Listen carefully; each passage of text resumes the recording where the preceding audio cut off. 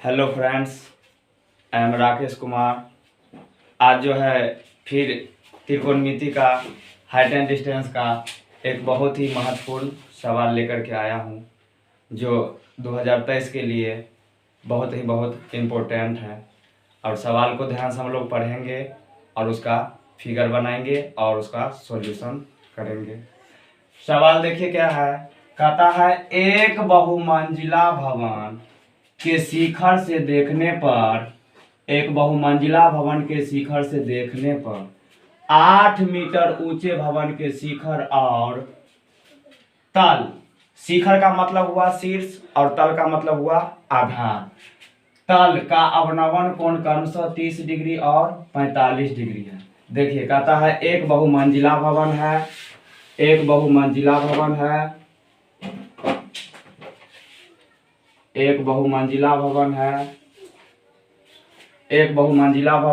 और एक जो है 8 मीटर ऊंचे भवन है। एक बहुमंजिला भवन है और एक 8 मीटर ऊंचे भवन है। ये ले लिए ए बी, 8 मीटर का एक भवन है, और ये लिए सी डी जो एक बहुमंजिला भवन है। अब क्या करेंगे। कहता है कि एक बहुमंजिला भवन के शिखर से, तो बहुमंजिला भवन हमारा है सी डी, तो बहुमंजिला भवन का शिखर है सी। जब हम सी से दूसरे भवन जो 8 मीटर ऊंचा है उसके शिखर को और तल को देखते हैं तो अवनमन कोण कितना डिग्री बनता है, एगो 30 डिग्री और एगो कितना डिग्री बनता है, 45 डिग्री। तो ये हमारा हो जाएगा 30 डिग्री और ये हो जाएगा हमारा 45 डिग्री। अब यहाँ से देखिए अवनमन कोण का मतलब हुआ कि जैसे हम लोग छत से नीचे देखते हैं, जैसे हम लोग कहाँ से छत से नीचे देखेंगे तो सिर को झुकाना पड़ेगा, यानी सिर को जब झुकाना पड़ेगा तो वहाँ पे जो एंगल बनेगा उसको हम लोग कहेंगे अवनमन कोण। और जब जैसे हम लोग सड़क से कोई भवन को ऊपर देखते हैं तो वो हो जाएगा हमारा उन्नयन कोण, है ना जी। तो हम लोग यहाँ पर अवनमन कोण दिया है। अवनमन कोण का मतलब हुआ ये बहुमंजिला भवन सी डी है और बहुमंजिला भवन का शिखर सी से जब दूसरे भवन के शिखर ए को और तल बी को देखते हैं तो 30 डिग्री और 45 डिग्री का एंगल बनता है। और इस दूसरा भवन का जो है ऊंचाई दिया है 8 मीटर, तो कहता है बहुमंजिला भवन की ऊंचाई यानी सी डी, ये हमारा है बहुमंजिला भवन, तो कहता है इस बहुमंजिला भवन की आप ऊंचाई, तो इसको हम मान लिए h मीटर है। ठीक है, ये हमारा क्या है h मीटर। अब आप ही बताइए ए बी यहाँ 8 है तो यहाँ पर इसको बिंदु ले लीजिए ई। जब ए बी 8 मीटर तो ए डी भी कितना मीटर होगा, 8 मीटर होगा। क्यों हम लोग जानते हैं कि आयत यहाँ पर एक बन रहा है, तो आयत के आमने सामने की भुजा क्या होती है, बराबर होती है। अब यहाँ से देखिए ए ई और डी बी, तो डी बी को हम मान लिए x मीटर, तो ये भी हमारा हो जाएगा x मीटर। यहाँ 90 डिग्री का एंगल दर्शा देंगे। अब चलिए, तो कहता है बहुमंजिला भवन की ऊंचाई, तो मान लिए h मीटर, h का वैल्यू निकालना है। तो एवं दोनों भवनों की बीच की दूरी, तो एगो हमारे यहाँ देखिए हमारा B बिंदु पर है, एगो भवन B बिंदु पर है, तो कहता है इनके बीच की दूरी बता दीजिए और बहुमंजिला भवन की जो है ऊंचाई बना दीजिए। तो हम लोग अब क्या लिखेंगे, स्टेटमेंट जो सब फिगर में किए हैं वही चीज लिखना है। तो यहाँ से मान लेंगे, माना कि सी डी एक बहुमंजिला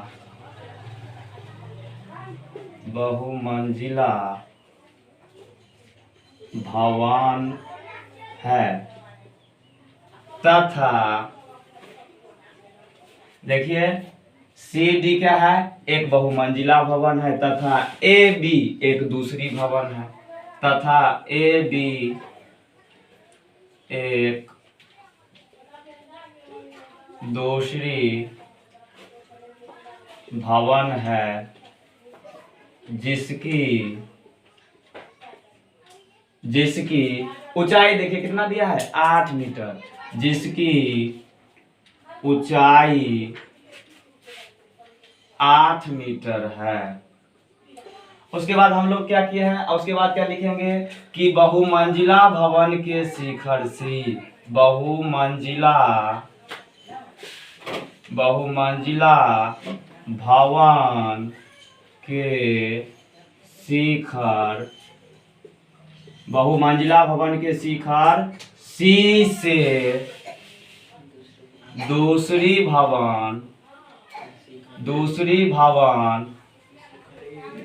भवन के शिखर ए, दूसरी भवन के शिखर ए, और देखिए तल, इसको आप तल भी बोल सकते हैं, आधार भी बोल सकते हैं। तो दूसरी भवन के शिखर ए और तल बी का अवनवन कोण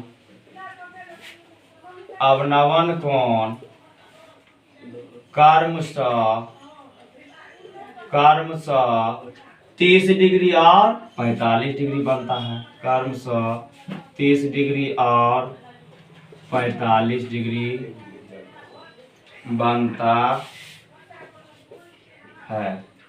यही चीज एक बार और समझ लीजिए, क्या लिखे हैं देख लीजिए कि माना कि CD एक बहुमंजिला भवन है तथा ए और बी, तथा ए बी क्या है, एक दूसरी भवन है जिसकी ऊंचाई कितना दिया है 8 मीटर। बहुमंजिला भवन के शिखर सी से, उसके बाद क्या लिखे हैं कि बहुमंजिला भवन के शिखर सी से दूसरी भवन के शिखर ए और तल बी का अवनवन कोण। तो देखिए यहाँ पर अवनवन कोण ये हो जाएगा 30 डिग्री, तो ये हो गया 30, और ये हो जाएगा 30 डिग्री हमारा, ये हमारा 30 डिग्री हो जाएगा, और ये हमारा हो जाएगा 45 डिग्री।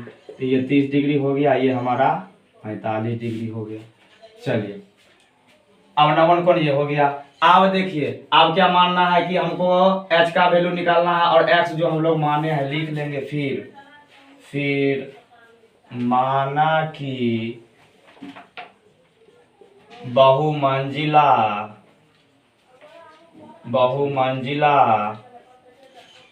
भवन की ऊंचाई बराबर h मीटर तथा db बराबर x मीटर। db क्या है हमारा, दोनों भवनों के बीच की दूरी क्या ले लिए, x ले लिए, और बहुमंजिला भवन की ऊंचाई क्या मान लिए, h मीटर। अब लिखेंगे इसीलिए, आप बताइए AB बराबर क्या हो जाएगा, ED। तो लिखेंगे इसीलिए AB बराबर ED बराबर 8 मीटर। उसके बाद हो जाएगा DB बराबर, यहाँ से देखिए ये भुजा DB बराबर EA बराबर x मीटर हो गया। अब हम लोग किस में बढ़ेंगे, अब दो गो समकोण त्रिभुज बना है, यहाँ पर समकोण त्रिभुज किससे, पहले 45 डिग्री से हम लोग बढ़ जाएंगे। लिखेंगे अब समकोण त्रिभुज CDB में कितना से बढ़ना है, tan 45 डिग्री। क्यों tan 45 डिग्री, तो देख लीजिए CDB इसके एंगल कितना है 45 डिग्री, तो 45 डिग्री। तो tan 45 डिग्री, tan का होता है फार्मूला P/B, तो यहाँ पर हो जाएगा CD बट्टे DB, और tan 45 का वैल्यू होता है 1 बराबर। अब यहाँ देखिए CD का वैल्यू क्या लिए है h, यहाँ पर हो जाएगा h, और dB का वैल्यू है x। यहाँ से लिख लेंगे, कोना कोनी गुना करेंगे तो x बराबर h, इसको मान लेंगे समीकरण 1। आप चलेंगे समकोण त्रिभुज CEA में, समकोण त्रिभुज CEA में लिखेंगे। फिर समकोण त्रिभुज CEA में कितना से बढ़ना है, tan 30 डिग्री से, tan 30 डिग्री से, तो tan 30 डिग्री से बढ़ेंगे तो ये हो जाएगा tan 30 डिग्री बराबर, हमारा tan 30 डिग्री बराबर हो जाएगा AC, तो ये हो जाएगा AC अब बट्टे EA। अब एक मिनट बताइए, यहाँ से AC का वैल्यू हमको मालूम नहीं है, लेकिन DC हम क्या मान लिए हैं, H मीटर, ED मान लिए हैं 8 मीटर, तो EC हो जाएगा H माइनस, यानी पूरे में से किसको 8 को हटा देंगे तो ये हमारा हो जाएगा H माइनस 8 मीटर। चलिए tan 30 डिग्री का वैल्यू यहाँ से क्या हो जाएगा 1/√3 बराबर EC का वैल्यू देखिए हो जाएगा H माइनस 8 अब बट्टे EA का वैल्यू हो जाएगा x, कोना कोनी गुना कर लेंगे तो ये हो जाएगा x बराबर √3h माइनस 8√3। अब यहाँ पर देखिए हम x का वैल्यू निकाले हैं कितना h, तो x के जगह पर हम क्या रख देंगे, h को रख देंगे और h बराबर √3h माइनस 8√3। आगे देखिए अब h बराबर ये हो गया तो क्या करेंगे कि 8√3 को हम इस साइड ले आएंगे और इस h को उस साइड भेज देंगे, तो माइनस में है तो इधर लाएंगे तो 8√3 प्लस में ये हो जाएगा √3h माइनस h, इसको लिख लेंगे तो इस दोनों में देखिए क्या कॉमन आएगा, h कॉमन आएगा तो ये बच जाएगा √3 माइनस 1 बराबर 8√3 और h बराबर हो जाएगा यहाँ से 8√3 बट्टे √3 माइनस 1, क्योंकि बट्टा में रूट में आ गया तो बट्टा में रूट में जब आता है तो हम लोग उसको क्या कर लेते हैं, रेशनलाइज कर लेते हैं, परिमयकरण कर लेते हैं। परिमयकरण करेंगे तो इसको √3 माइनस 1 है तो √3 प्लस 1 से ऊपर नीचे गुना कर लीजिए और गुना कर लीजिए। 8√3 को √3 से गुना करेंगे तो पहले देखिए 8 तो है √3 को √3 से गुना करेंगे तो 3 और 8 को 3 से तो हो जाएगा 24। उसके बाद 8√3 को 1 से गुना करेंगे तो हो जाएगा 8√3 और नीचे हम आप देख रहे हैं कि a minus b into a plus b, formula होता है a² minus b², a² minus b², यानी ये हो जाएगा ऊपर से 8 कॉमन ले लेंगे, 8 का 24 ये हो जाएगा √3। अब बट्टा में देखिए कितना हो जाएगा, 3 का √3 का स्क्वायर, तो √3 का स्क्वायर करेंगे तो ये हो जाएगा √3 गुने √3, यानी कहने का मतलब कितना 3 आएगा, ये इसका वैल्यू कितना आएगा 3 आएगा। तो 3 में से 1 चला गया तो कितना हो जाएगा 2 और 2 से काट देंगे तो 2 चौका 8 और हमारा आंसर निकल कर आ गया 4 × 3 प्लस √3 मीटर।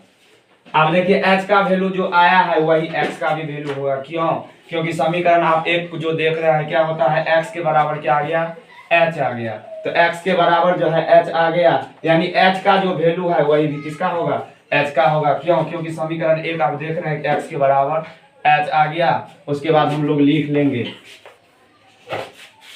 यहाँ लिख लेंगे थोड़ा दूर में, अतः बहुमंजिला भवन की ऊंचाई बराबर h बराबर हो जाएगा 4 × 3 प्लस √3 मीटर तथा दोनों भवनों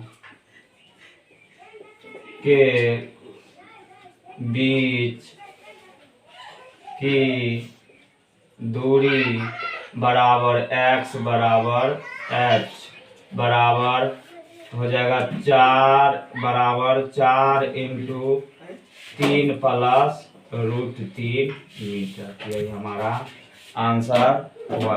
तो इस तरह हम लोग, ये बहुत इम्पोर्टेंट है और ये बार बार पूछा जाता है बिहार बोर्ड के द्वारा। तो एक बात हम लोग ध्यान रखेंगे, ध्यान कब रखेंगे कि अगर 45 डिग्री का एंगल बनाना हो, अगर 45 डिग्री का एंगल बनाना हो तो क्या करेंगे, ये लंब और आधार दोनों को क्या करेंगे, सेम रखेंगे। अगर 60 डिग्री को बनाना हो तो लंब को बड़ा रखेंगे और आधार को थोड़ा उससे छोटा रखेंगे। अगर 30 डिग्री का बनाना हो तो क्या करेंगे, आधार को बड़ा रखेंगे और लंब को छोटा रखेंगे। तो आप लोग को ये वीडियो अगर अच्छा लगे तो लाइक कीजिए, शेयर कीजिए और कमेंट कीजिए। थैंक यू, धन्यवाद।